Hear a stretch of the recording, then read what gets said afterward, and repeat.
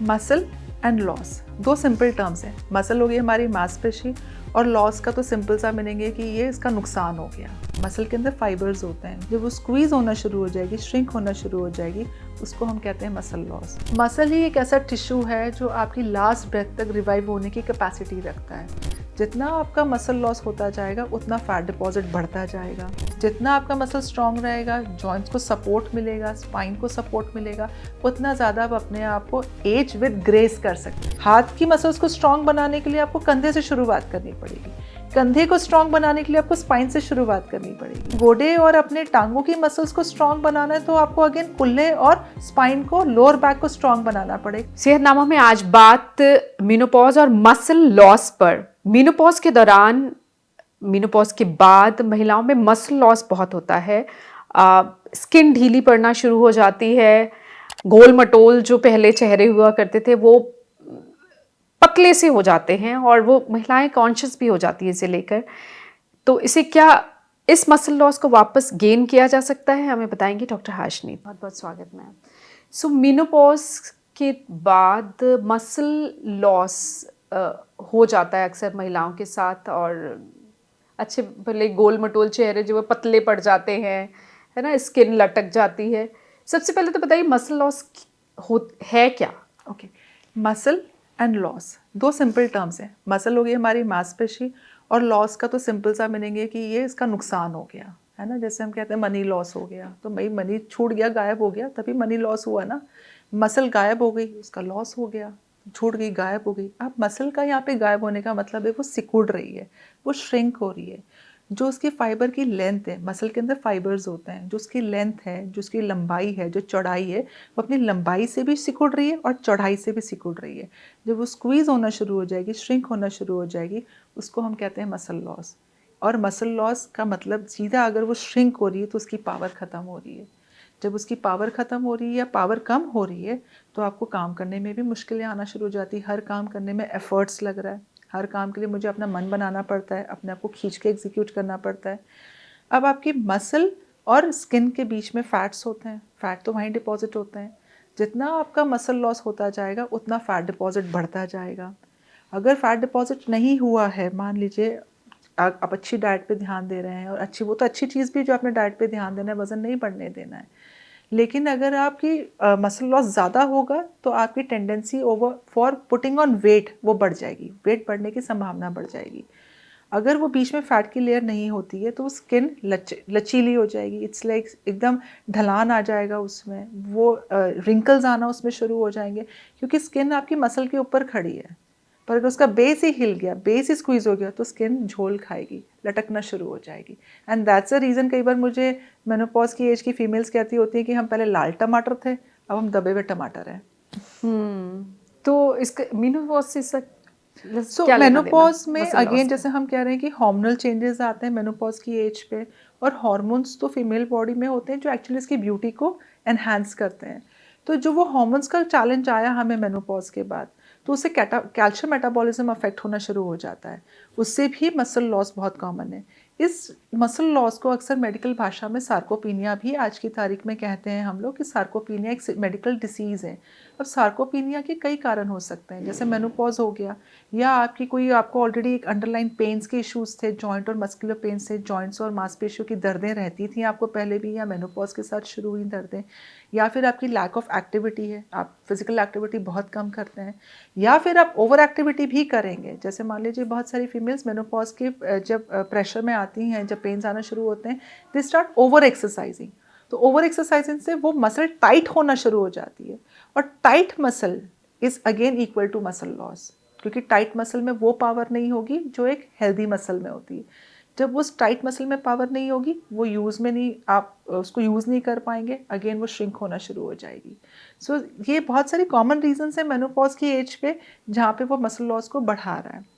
इसमें सबसे बड़ा कारण मेनोपॉज के बाद मसल लॉस का देखने का जो सबसे इम्पॉर्टेंट कारण है, क्योंकि मेनोपॉज के बाद आज भी कई सारी फीमेल्स को पता ही नहीं था कि पहले भी हमें एक्सरसाइज करना ज़रूरी था, या फिर हमें अच्छे पोस्चर्स को मेंटेन करना ज़रूरी था, ये मेनोपॉज के पहले से ही प्रैक्टिस आपको करना ज़रूरी था। मेनोपॉज के बाद जब उन्हें पता पड़ता है तब तक वो बहुत ज़्यादा मसल स्क्वीज़ हुआ हुआ होता है, बहुत ज़्यादा मसल लॉस मतलब वो श्रिंक हुआ हुआ होता है। वहाँ से निकालने के लिए then they have to take expert का सपोर्ट, फिजियो का सपोर्ट लेना वहाँ ज़रूरी हो जाता है। इसलिए कहते हैं कि एक्सरसाइज आप हमेशा शुरू ही कर देनी चाहिए। आपको ये वेट नहीं करना है कि आप 20 साल की होंगी या 35, 30, 45 की होंगी तब एक्सरसाइज करनी है। True, आपको हमेशा very ही true. एक्सरसाइज वॉक अपनी दिनचर्या खाना में तो एक्टिव हमेशा होना है। चाहिए, खाना तो हमेशा चाहिए। तो हाँ। मसल का तो फूड ही एक्सरसाइज है, बोन का फूड ही एक्सरसाइज है, तो वो तो हमेशा ही लेना है। बस ये हमारी जानकारी में नहीं होता। हाँ, वहाँ फूड लेना मिस कर जाते हैं, तो ऑटोमेटिकली अगर आप बहुत लंबा फास्टिंग करेंगे तो आप दुबले हो जाएंगे ना। वैसे ही अगर आप बहुत टाइम ऑफ एक्सरसाइज मोड में रहेंगे, एक्सरसाइज नहीं करेंगे, तो मसल दुबली होना शुरू हो जाएगी। तो अब मसल लॉस हो जाता है जब अब स्किन ढलना शुरू हो जाती है और वीकनेस लगने लगती है, तो अब किया क्या जाए? जिन्होंने ये तो हम मैसेज दे रहे हैं अपनी वीडियोस के ज़रिए कि एक्सरसाइज हर उम्र में ज़रूरी है, लेकिन जिन्होंने की नहीं है, अब वो क्या मसल गेन जो मेनोपॉज के दौरान होता है वो हो सकता है? बिल्कुल हो सकता है। कैसे? मसल ही एक ऐसा टिश्यू है जो आपकी लास्ट ब्रेथ तक रिवाइव होने की कैपेसिटी रखता है। आप उसको एक्सरसाइज करोगे वो ग्रो कर जाएगी, आप एक्सरसाइज नहीं करोगे वो श्रिंक कर जाएगी। उसका तो सिंपल सा चार्जर ही मसल का एक्सरसाइज है। तो वो मसल गेन करने के लिए आपको एक सेट ऑफ एक्सरसाइज करना ज़रूरी है। आपकी जो एक अंडरलाइन कोई अगर डिसीज़ चल रही है उससे भी बाहर निकलना ज़रूरी है। जैसे कई सारी महिलाओं को डायबिटीज़, ब्लड प्रेशर या फिर एक ऑलरेडी जॉइंट या मस्कुलर पेन्स चल रहे हैं, तो उसके मुताबिक एक्सरसाइज का एक नियम बनाना ज़रूरी है। आपका बायोलॉजिकल क्लॉक फॉलो होना ज़रूरी है कि आप समय पे उठें, समय पे सोएं। इवन वो भी आपकी मसल लॉस को कंट्रीब्यूट करता है। सोने, उठने, बैठने के जो पोस्चर्स हैं उसको अच्छे से दिन भर में फॉलो करें, ताकि आपका वो मसल को खाना बहुत ज़्यादा अच्छे तरीके से अब्जॉर्ब हो सके। तो मसल गेन बिल्कुल पॉसिबल है even after menopause, it's totally possible. Speed of muscle gain वो वेरी कर सकता है डेफिनेटली विथ एज। जो गेन जिस स्पीड से आप यंग एज में आप मसल गेन कर लेते थे, वो हो सकता है कि उसमें स्पीड आपकी थोड़ी अब स्लो हो जाए, बट इट हार्डली मैटर्स। हमारा गोल है मसल गेन करना। जितना आपका मसल स्ट्रांग रहेगा, जॉइंट्स को सपोर्ट मिलेगा, स्पाइन को सपोर्ट मिलेगा, उतना ज़्यादा आप अपने आप को एज विद ग्रेस कर सकते हैं। जैसे हम कहते हैं ना, एजिंग विद ग्रेस। ग्रेसफुली आप करेंगे ageing, you will enjoy your post menopause life also actively. तो अब कौन सी एक्सरसाइज कर सकते हैं और मसल गेन हो ताकि? मसल गेन के लिए सबसे पहले हमें वो मसल का समझना है कि वो सूखी क्यों, वो वॉज इट क्या सिर्फ उसका मेनोपॉज ही रीज़न था या उसके साथ और कोई एसोसिएटेड डिसीजेज हैं, वो समझना बहुत ज़रूरी है। जब हमने उसके रीज़न को पकड़ लिया, उसके मुताबिक एक्सरसाइज डिज़ाइनिंग होना शुरू होती है। तो इसके लिए आप सबसे पहले आप फिजियो के पास जाते हैं, वो आपसे एक डिटेल हिस्ट्री लेते हैं सारी आपकी, कि आप पीछे अपने बिफोर मेनोपॉज टाइम पे आप कितने एक्टिव थे, आपने किस तरह से उस टाइम पे अपनी बॉडी को यूज़ किया। वो डिटेल्स लेने के बाद वो आपको एक प्रोग्राम डिज़ाइन करके देंगे।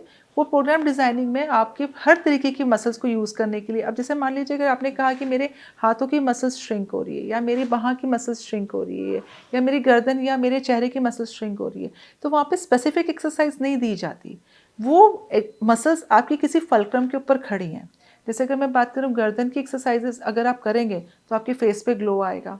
अगर आप शोल्डर की एक्सरसाइज अच्छे से करेंगे तो आपके हैंड में ग्लो आएगा, हैंड में आपकी मसल स्ट्रांग होना शुरू हो जाएगी। मतलब एक अक्सर कॉमन क्वेश्चन मेरे पास ओपीडी में आता है कि मेरे हैंड्स की मसल स्क्वीज हो गई हैं या मेरी चेहरे की ढलान आ रहा है, तो मैं ऐसी कौन सी फेस की एक्सरसाइज एक्स्ट्रा करूं जिससे उसमें रौनक आ जाए। अगर आपकी गर्दन और आपकी स्पाइन स्ट्रांग होगी तो जो आप फेस की एक्सरसाइज करेंगे वो एक्चुअली आपको अब्जॉर्ब होगी। तो आपको शुरुआत नीचे से करनी पड़ेगी फेस पे ग्लो लाने के लिए। हाथ की मसल्स को स्ट्रांग बनाने के लिए आपको कंधे से शुरुआत करनी पड़ेगी। कंधे को स्ट्रांग बनाने के लिए आपको स्पाइन से शुरुआत करनी पड़ेगी। अगर आपने गोडे और अपने टांगों की मसल्स को स्ट्रांग बनाना है तो आपको अगेन कुल्ले और स्पाइन को, लोअर बैक को स्ट्रांग बनाना पड़ेगा, तब जाके ये मसल्स अब्जॉर्ब होना शुरू कुछ करेंगी। जुड़ा हुआ है, इंटररिलेटेड है। लोकल से फोकस करने से बात नहीं बनेगी। इससे पहले की वीडियो हमने आप ही के साथ वीडियो बनाई थी जिसमें आपने बेसिक एक्सरसाइज बताई थी, स्ट्रेंथनिंग भी थी उसमें और स्ट्रेचिंग भी थी, स्टेमिना भी है उसमें। तो वो हर महिला वो कर सकती है। हाँ जी। डिस्क्रिप्शन में उसका लिंक दिया हुआ है, वो आप देख सकते हैं। वो एक्सरसाइज करना शुरू है, आपको हेल्प मिलेगी। उसके अलावा अक्सर फेस की मसल ढल जाती है, उससे सबसे ज़्यादा कॉन्शियस महिलाएं होती हैं। मुझे भी लगता है कि तो उसमें मतलब एक आपका फेस जो है वो पतला हो गया है, पहले जैसे नहीं रहा। तो उसमें आप सेफली जो फेस की एक्सरसाइजेस कर सकते हैं बहुत सिंपल है, जो आपके फेशियल एक्सप्रेशंस हैं। जैसे कि अभी अगर मुझे कोई एक बहुत स्मेल आ रही है तो आप कैसा फेशियल एक्सप्रेशन बनाएंगे? तो that is an pumping your muscles for smell. एक आती है मैं बहुत खुश हूँ, तो उसमें आप एक ब्रॉड स्माइल देते हैं। तो when you do this broad smile, क्योंकि आजकल हम लोग जोर से तो हंसने का रिवाज ही नहीं रहा है ना, जब आप वो करेंगे पूरा ब्रॉड स्माइल यूज करेंगे, इट्स लाइक कंप्लीट ये किया आपने, तो again you are working your jaw muscles, तो वो उसको स्ट्रॉन्ग करने में, उसको मसल गेन करने में हेल्प करेगा। देन एक होता है सरप्राइज का एक्शन, इट्स लाइक अच्छा हैरान, तो जब आपने ये किया तो फोरहेड मसल्स यूज होना शुरू होगी। जब आप आईज को यूज करते हैं राइट लेफ्ट अप डाउन, तो अगेन वो आई ऑर्बिट मसल्स को आसपास पंप करेगा, है ना। जब आपने अंदर ब्लो किया एयर, फूक मारी, तो वो अगेन इस मसल को टोन करेगा। Next you can safely do this way, just shifting your air bubble inside your mouth, mouth के अंदर आपने एयर बबल को इधर राइट से लेफ्ट शिफ्ट किया, तो वो आपकी चीक मसल्स को स्ट्रॉन्ग करेगा। जब आपने ये चीज़ करी, क्लेंचिंग ऑफ टीथ, तो see this muscles are getting strong, ये स्ट्रेच भी होंगी और ऊपर की स्ट्रेंथन होगी, दोनों चीज़ें साइमल्टेनियसली आएगी। And a very another effective exercise is कि टंग को नोज की तरफ लेके जाएं इस तरह से, ये भी आपकी जॉ मसल्स को स्ट्रॉन्ग करेगा, तो वो चीक के बस गड्ढा नहीं बनने देगा, जो कि बहुत ज़्यादा फीमेल्स को कॉन्शियस कर देता है। So these exercises are really wonderful for strengthening your facial muscles, और मसल गेन हो जाएगा।